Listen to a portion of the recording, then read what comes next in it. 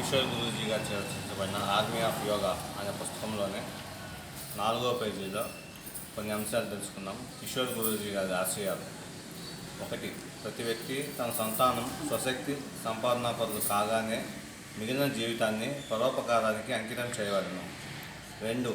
నేటి బాలబాలికలు భవిష్య లంచుగొండుగా మారకుండా ఉండేందుకు తల్లిదండ్రులు వారి పిల్లలలో నిజాయితీ ప్రోత్సహించవలను. 3. వివాహ సమయంలో కట్న కానుకలను ప్రోత్సహించకూడదు, కట్న కానుకలు కోరరాదని ప్రచారం చేయవలను. 4.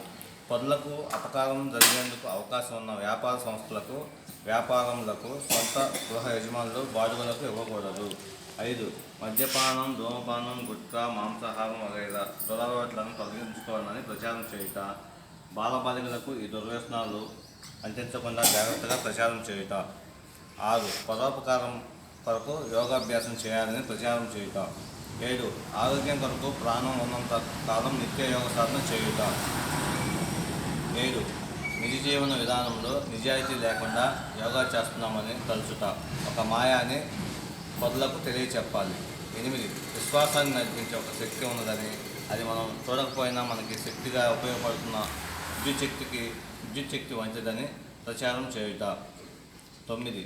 కనబడే పంచభూతాలని దేవుళ్ళుగా మేము ఆరాధిస్తున్నాము. ఆ పంచభూతాల త్యాగగుణం కలిగిన ప్రతి ఒక్కరూ దేవుళ్ళే అన్న యోగ సిద్ధాంతాన్ని ప్రచారం చేయుట. 10. పరులకు అపకారం జరిగే మూఢ విశ్వాసాలను వదిలిపెట్టవాలని ప్రచారం చేయాలి. ఉదాహరణకు విధవ స్త్రీలు ఎదుట వచ్చిన దిష్టి తీయుట, ముహూర్తం, జాతకాల పిచ్చితో వధువు మీద అబంధాలు వేయట వగైరాలు చేయకూడదు.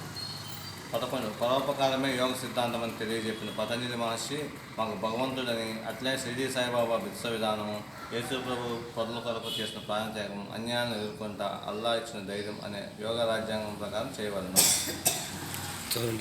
విశ్వసించే దేవుళ్ళు. 1. విశ్వ చైతన్య శక్తి రూపరహితమైనది. 2. పంచభూతాలు జీవాన్ని ప్రసాదించునందుకు. 3. పతంజలి మహర్షి యోగ సిద్ధాంతం నేర్పినందుకు.